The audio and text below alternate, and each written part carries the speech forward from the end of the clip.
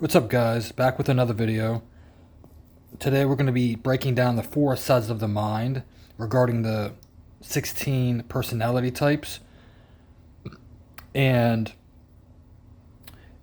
I'm sure a lot of you are aware of Myers-Briggs, the MBTI, and this rests on the foundation of Carl Jung's work of the 8 cognitive functions, which is right before you. And each personality type consists of these 8 cognitive functions just in a particular order. And we'll be just doing a brief overview of the main elements and the main components of the four sides of the mind for anybody that's new.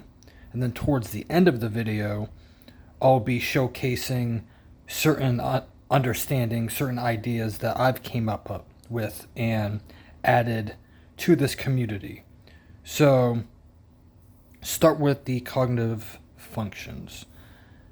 So, first function we got is the hero function, and we'll be using just INFP as an example, mostly because I'm an INFP.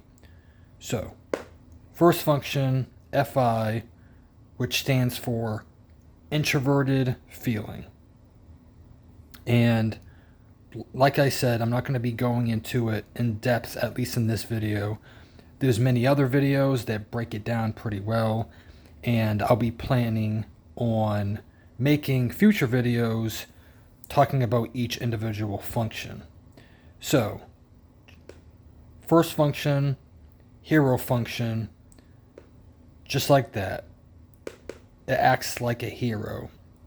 It's basically always on, and that's normally your main focus in life.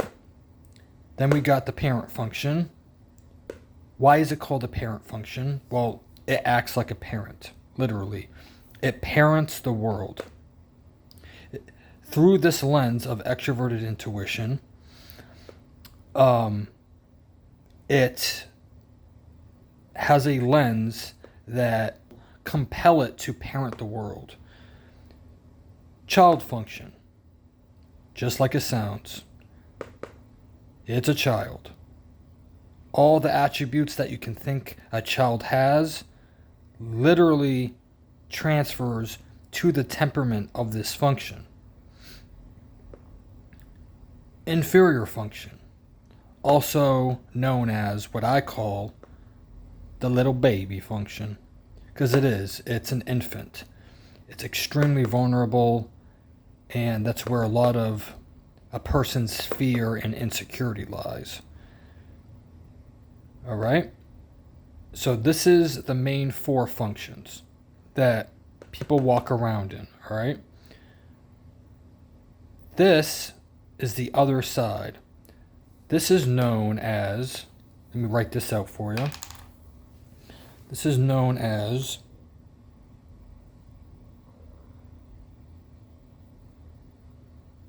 the shadow, okay?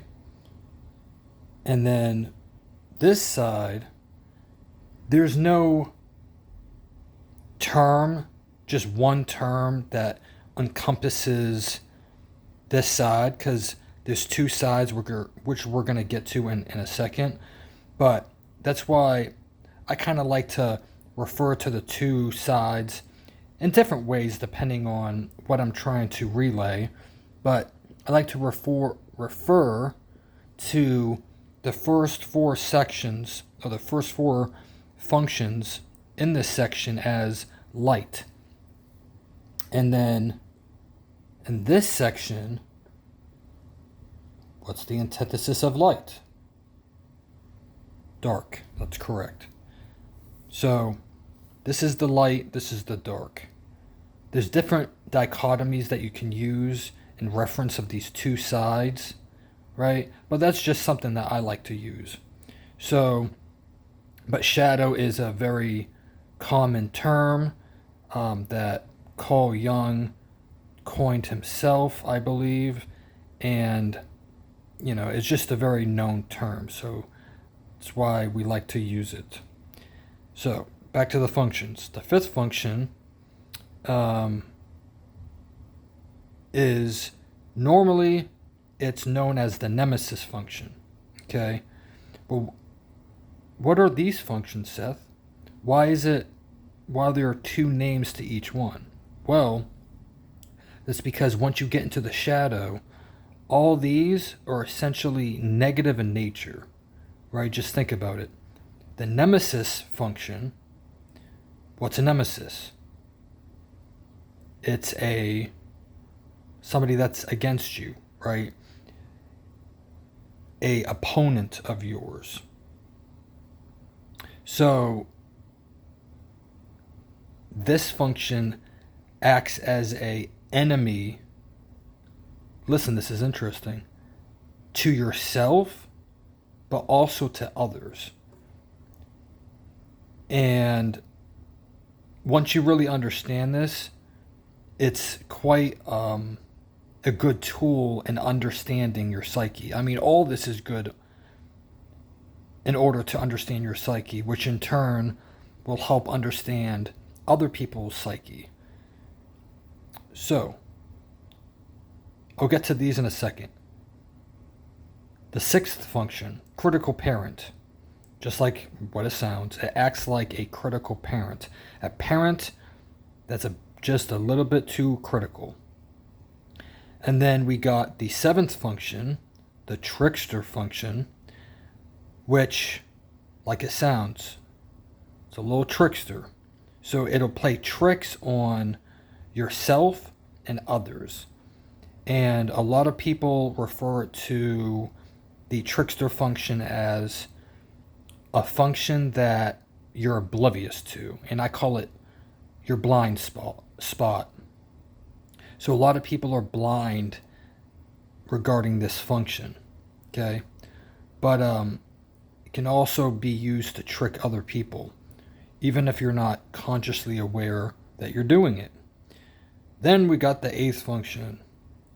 One of my favorite functions to talk about and to conceptualize, because it's just so damn cool. And so we got the demon function. So it's kind of speaks for itself, right? Can be very demonic. But now we'll get into this section. Once you gain control over your shadow, like initially it starts out as a mechanism that is there to self-sabotage your own happiness, essentially. But once you gain control, and that's a whole nother episode in itself in terms of how do you gain control of something? Well, you have to develop it by growing the functions, but then there is in terms of utilizing it, using it, practicing. I just made a new word, practicing. So it's like riding a bike. So you actually have to use the functions to develop them, but you also have to grow them, which is two ways. Through cognitive orbit, by developing these functions, indirectly you're growing these functions. But you can also grow them by using them itself. So there's that. So once that happens, the whole nature of the function changes in a dichotomy. So it goes from bad, which has a negative connotation, negative in nature, to good, right? It goes from nemesis to ally. So it can not only just be an ally for your own psyche, it can be an ally to other people. And that's usually how it manifests. All right, so now we got grandparent. So it goes from overly critical parent to very wise. There's a lot of wisdom here, okay? trickster, right? Can go to from trickster to master. And essentially this function, you can have a level of mastery regarding this function that is almost a specialty. Master does a pretty good job kind of encompassing how this function can act when it's developed, but it's more of like a specialty, because a lot of the times you can be kind of oblivious to it. You're tripping over the function. You're not aware it's there, but once it's developed and you really focus hard, you can have a mastery to it that is quite impressive. Okay, but now we get down to the eighth function. Once you gain access and control and develop it, it can go from demonic to angelic. Okay, and the angel function is very, very interesting because it's an extreme level of concentration. What I mean by that is through your whole stack, almost think of it as a magnifying glass. All these things are coming in at an angle and meets at a point, right? And that point is very, very concentrated. And that's how I see the eighth function. And through all this marinating and slowly working its way down, it gets to a very fine needle. And that fine needle is extremely concentrated, very, very sharp and developed and extremely insightful. And that's a whole video in itself. Each one of these is definitely a video in itself, if not a series. But I don't want to make this too long, so wanted to do a brief overview of that. So those are the functions. Okay, now we're going to get into the gateways. So like it says in the video or on the board, there are 4 sides, okay? And the way you get to each side starts with 4 functions. So the first function is how you access to the first side of the mind. And this requires almost little to no effort because the programming within your own mind is set up that it's home base. So you don't really have to require using any energy to get to this side of the mind. It's basically just always on. It's resting home.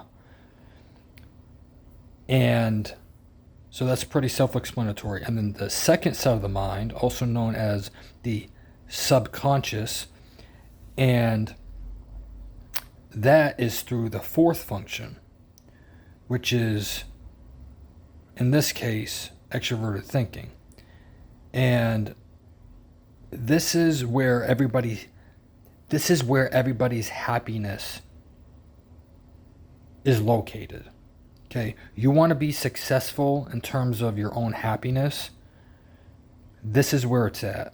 And I almost look at the subconscious as if God, like, you know how in the military you're assigned a job? Well, that's how I look at the subconscious. God gave you, I forget what the acronym is for your military job, but it's like God gave you this as your job. And this is the way in which your purpose is funneled through this lens. I'm like 100% sure at this point, after years and years and years of contemplating this and analyzing it and combining the theory to real life concrete examples and experience, that not only that I've gone through, but other people and what I've learned from other people. And because the last, how long now? Probably the last 6 or 7 years, I've dedicated myself to mapping out every side of the mind and every personality type.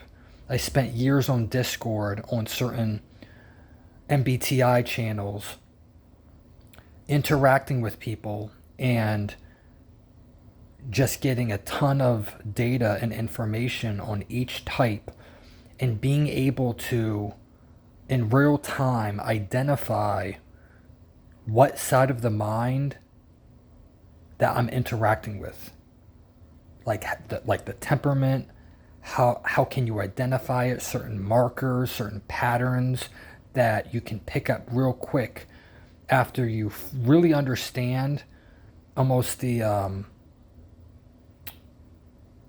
what's the wording, like there's just certain signatures. That's right, I've used this word to describe this phenomenon.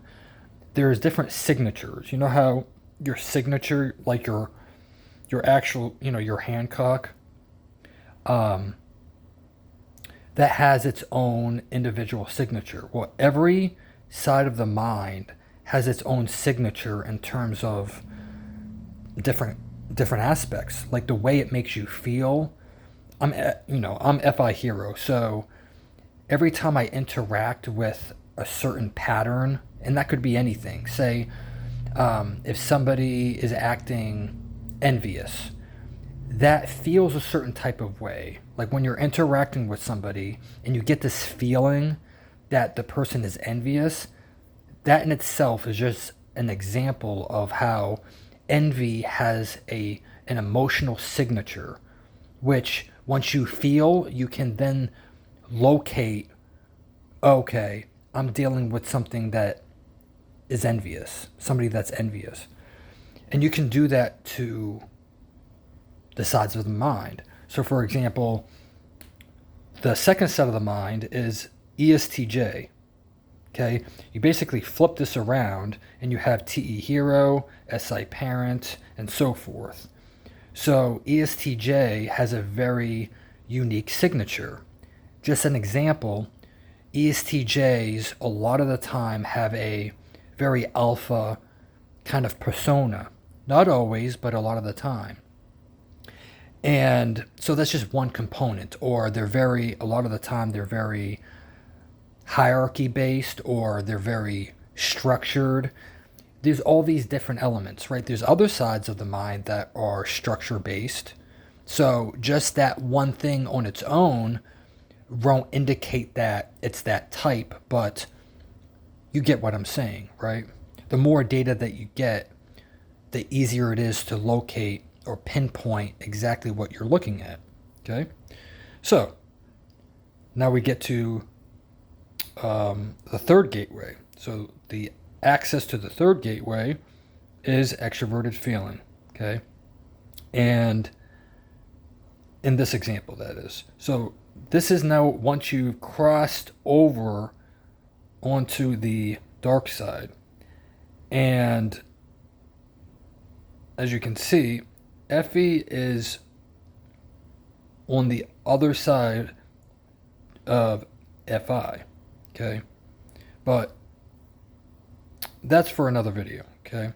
And then, so the unconscious, I almost look at as the first side of the mind that you use. So in the shadow, this is where a lot of your power comes from. Okay? This is where a lot of power comes from. And also, this is where a lot of your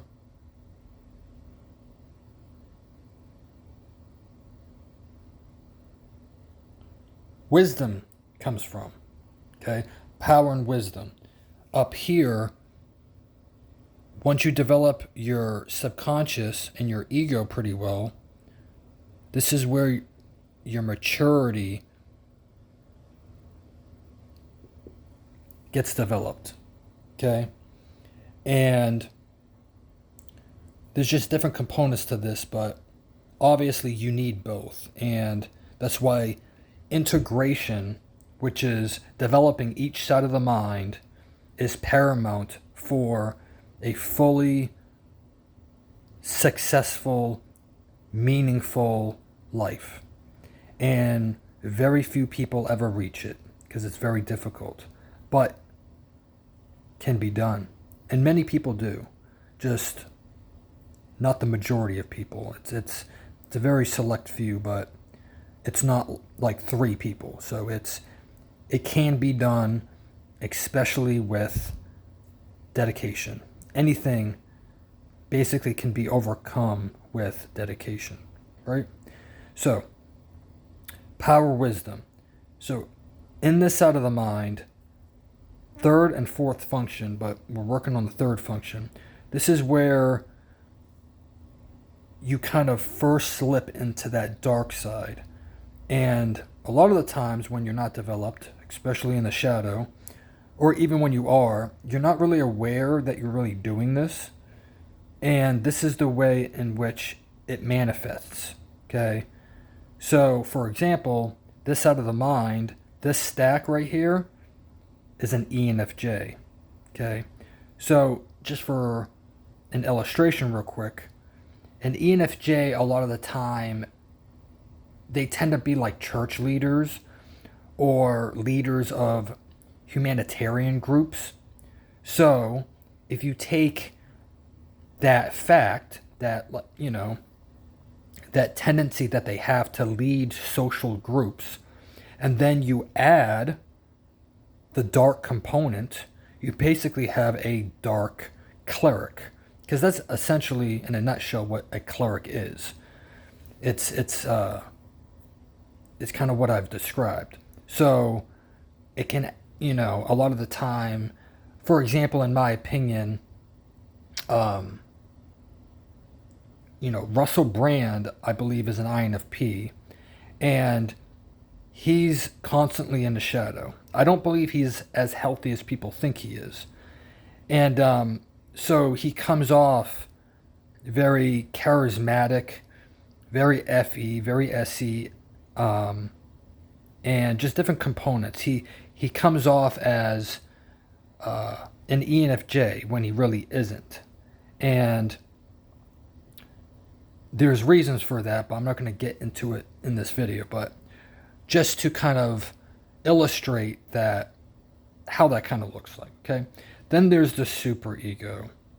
And this is the second ego that everybody has in their psyche. So if you almost look at the ego as a person, you have like 2 people in your head. The ego, which can be described, that I like to kind of describe it as the good wolf. And then the superego is like the bad wolf. And another way you can kind of illustrate it is Peter Parker from Spider-Man. Okay, a lot of people type him as an INFP, or at least the character, right? Peter Parker.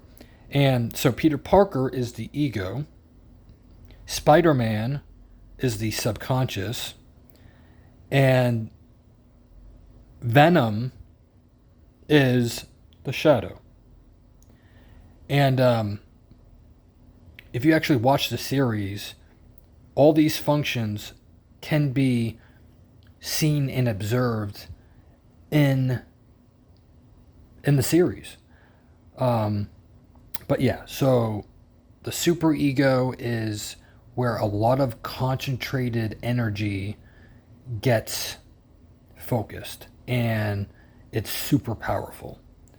But just like anything, great power can destroy. And you know, if you're in control, it's a huge, massive help to help protect you and your loved ones. But when you're not in control, it will do the complete opposite. It will destroy your entire life, and it'll destroy anybody that is in your path if they don't get out the way and get as far as possible from you. So I'll leave it at that. Down below, tell me your thoughts about this. what's your favorite component to the four sides of the mind if you have one. I would love to hear. And if you could like the video, that would mean a lot. And subscribe for more coming content. And you guys have a great day.